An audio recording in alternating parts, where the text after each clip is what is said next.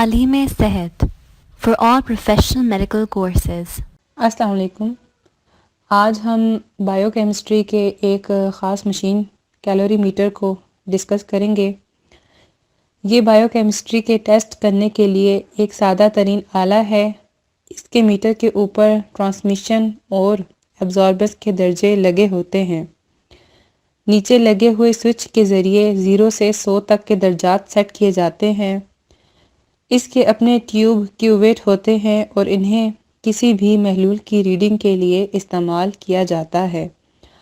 आजकल absorbance reading का ज़्यादातर इस्तेमाल होता है।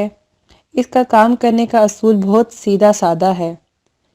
इसमें लाइट का एक मंबा होता है और ये लाइट क्यूवेट में मौजूद महलूल में से गुजरती है, जिसका कुछ हिस्सा जज्ब हो जाता है और बाकी मांदा हिस्सा एक ख़ास हसास बरकीर जिस्म पर गिरता है, जिससे लहरें पैदा होकर मीटर पर लगी हुई सुई को जंबश देती हैं।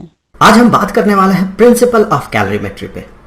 इसे समझने से पहले आपको समझना होगा कि एक आइसोलेटेड सिस्टम, चलिए एक अलग तरह का एग्जांपल से इसे समझने का कोशिश करते हैं कि मान ले कि एक कंटेनर है। कंटेनर कुछ ऐसा कि एक सिलेंड्रिकल कंटेनर कंसीडर कर लेते हैं। तो एक सिलेंड्रिकल कंटेनर, एक सिलेंडर पूरी तरह से पैक्ड, सराउंडिंग्स के साथ इसका किसी भी तरह का लेना देना नहीं होगा।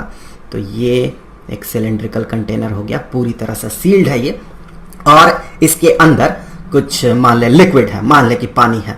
सो अंदर कुछ पानी है और ये जो है इसमें हम क्या करेंगे, एक दूसरा ऑब्जेक्ट डाल देंगे।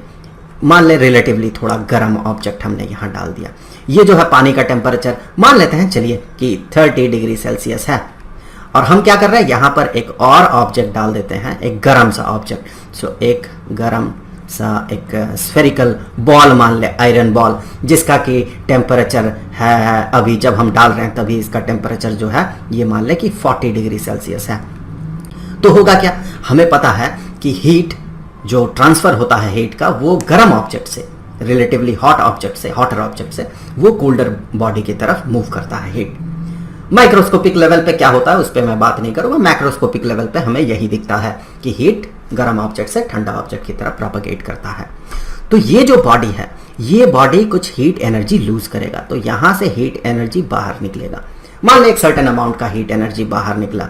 कितना बाहर निकला, एग्जाम्पल के तौर पर मान लेते हैं कि 5 जूल का एनर्जी जो है ये बाहर निकला।